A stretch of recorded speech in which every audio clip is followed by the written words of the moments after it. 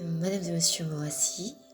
C'est la deuxième partie de notre sujet, les critères de la confiance en soi en chemin personnel. Alors, comment user cette notion afin qu'elle soit beaucoup plus attrayante? Avant de vous donner certaines solutions adéquates, je vais d'abord vous dire que l'hygiène, c'est la base. Ensuite, une connaissance profonde de soi, de par votre origine, de vos valeurs qui vous sont propres. Maintenant, la première chose à savoir, c'est le fait d'aimer inconditionnellement sa propre personne et sa propre compagnie, reconnaître ses compétences et accepter ses défauts. Ainsi, ne saviez-vous pas que c'est une richesse? Cette sensation forte ne se résulte pas sur le fait d'être bien et d'être à l'aise. Il y a le fait de se sentir bien avec ça peut être des parfums sans que cela vous irrite ou n'agresse pas vos narines, qui te marque émotionnellement, de même pas besoin d'avoir une forte odeur. Cet art qui s'apprend dès le bas âge, qui nous est transmis de soi par nos mères, ça par nos tantes, grand-mères, etc. Prendre soin de son corps avec tant d'amour. Ça peut être un masque corporel, gommage, traitement des cheveux, et même les soins, etc.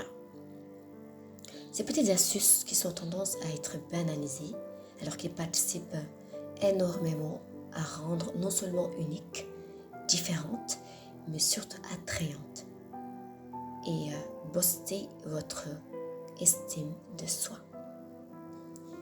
Se valoriser en respectant vos propres valeurs et vos compétences que vous pouvez découvrir au fil du temps. Nous avons aussi la lecture afin d'augmenter ses compétences linguistiques et culturelles. Le fait d'écouter ou visualiser des TEDx, vidéos, podcasts allant dans ce sens. Et surtout, tâchez de pratiquer, que ce soit à l'école, à l'université et même dans le monde de l'entreprise, soyez à l'aise en parlant. Car, quoi qu'on puisse dire, un discours, c'est bien, mais là n'est pas la question.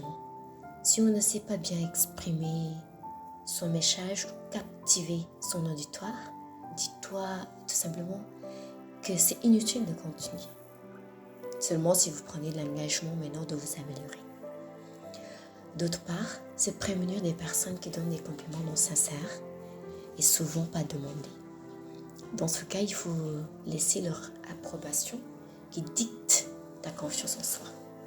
Applique plutôt le détachement émotionnel et ici, ne pas donner le pouvoir aux manipulateurs de contrôler ta vie et refuser d'être un prisonnier de leur crachat venimeux, de leurs propres défauts et vous-même dans un état de choc ou de dépression afin que vous sombrez dans le désespoir. Cessez d'être des marionnettes donc émotionnelles pour ces gens qui là, première vue, semblent être des personnes gentilles, aimables, alors qu'au fond ce ne sont que des pervers narcissiques. Excusez-moi des termes, mais c'est la triste réalité.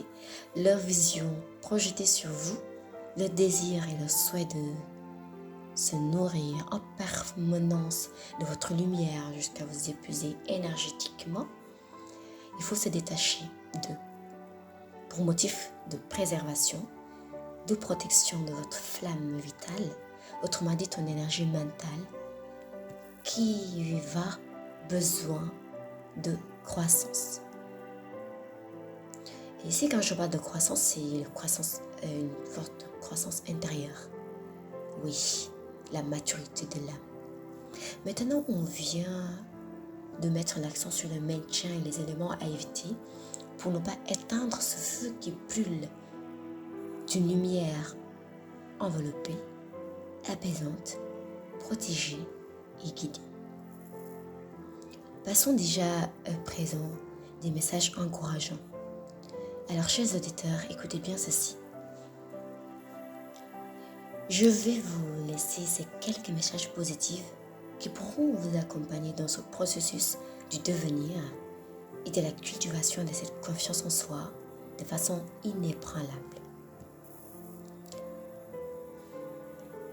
Tu connais ta personne, tes propres valeurs, tes capacités et que tu crois fermement. Alors tu n'as pas le droit, d'abandonner, car ta force réside dans la capacité à appréhender les situations désastreuses qui se présentent sur votre chemin comme obstacles, donc inutiles de s'entendre ou de dépendre d'une approbation provenant du monde extérieur, mais plutôt de votre paix intérieure. Car parfois, tu n'as pas besoin d'être dans l'attente, parce que les événements ne viennent pas vers vous. Il faut les provoquer. Tu n'as plus besoin de prouver à tout le monde ton changement, de ta croissance, parce que tu seras toujours incompris. Donc trace ta route, emprunte-la, embrasse-la et surtout travaille sans relâche. Tâche de ne pas te retourner et fonce. Quoi qu'on puisse dire, la confiance a ses mérites et c'est une énergie qu'il faut alimenter, économiser et protéger. Tandis que le respect s'impose, la réussite parlera d'elle-même le moment venu, si Allah le choisit. Inch'Allah. Alors restez focus et concentré sur ta propre vie et ne te préoccupe pas de ce que l'on dira-t-on. Car la vie est belle, il faut en profiter au lieu de se retarder sur des regrets. Toi qui m'écoutes, j'ai envie de te dire que tout le monde est cruel. Que le monde est cruel. Et donc, ta vie t'appartient. Your life belongs to you. Tu bida te perfectionner. Ce de nous, Samuel, c'est Kaongo Wekulu, Sion, Bila, Suniborom, Reda.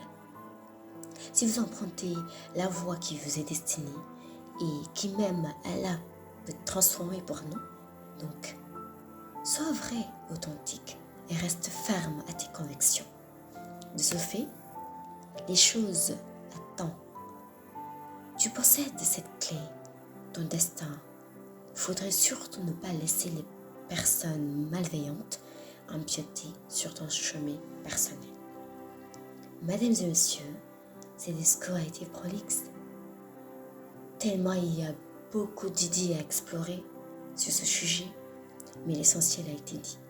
Sur ce, passez une excellente journée et continuera sur mes podcasts à venir. Merci à vous et à très bientôt, Inch'Allah.